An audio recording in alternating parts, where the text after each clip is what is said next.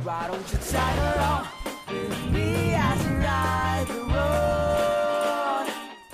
What's up guys, it's your boy, Sir Prezi. Welcome back to my channel. For today's video, kung nababasa nyo sa title ng video na ito, I'll be teaching you how to avail or how to download Spotify Premium for free for Android users. Ayan, gusto ko lang emphasize na this is only for Android users. At the same time, yung tuturo ko sa inyo, yung lahat ng features ng original Spotify is nandun naman siya sa ituturo ko, except yung pwede kang maka-download ng music. So kung ulitin na, yung Spotify Premium na ituturo ko sa inyo is hindi ka nakakapag-download ng music. Yung only features niya lang is wala siyang ads and unskip siya. So that's it. Without further ado, let's get started. Ayan, so na-screen record ko na kayo guys. Ito yung phone ko, ito yung old phone ko, and nandito yung screen record ng phone ko. First gagawin natin is punta lang kayo sa Internet Explorer nyo or any internet ninyo na any browser nyo sa phone nyo, kung may Google Chrome kayo, Opera or ano. Yan, nasa Google na tayo. Pagkatapos, search nyo lang Spotify Premium.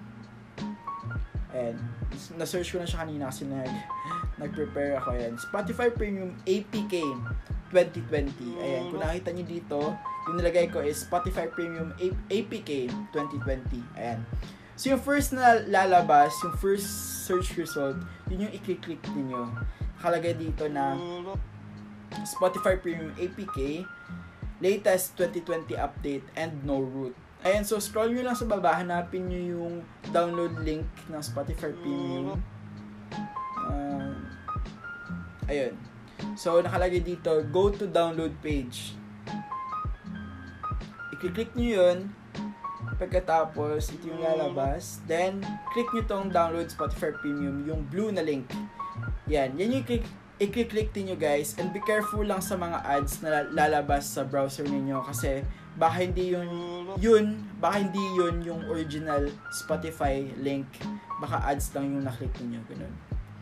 Pagkatapos yung ma-download, punta lang kayo sa files ninyo or sa downloads ninyo.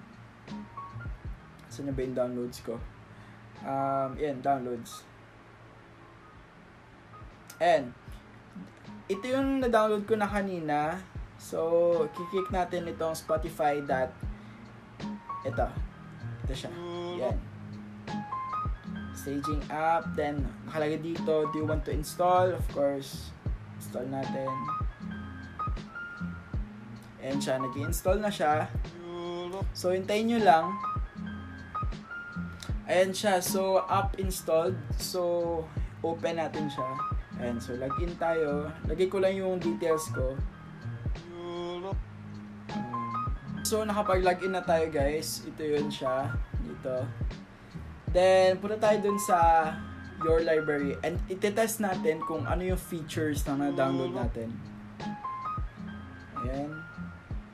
Ayan. Ito yung mga songs na prepare ko. So, sabi ko nga kanina, yung na-download natin is there's no ads and unskips din siya. So, ipa-play natin.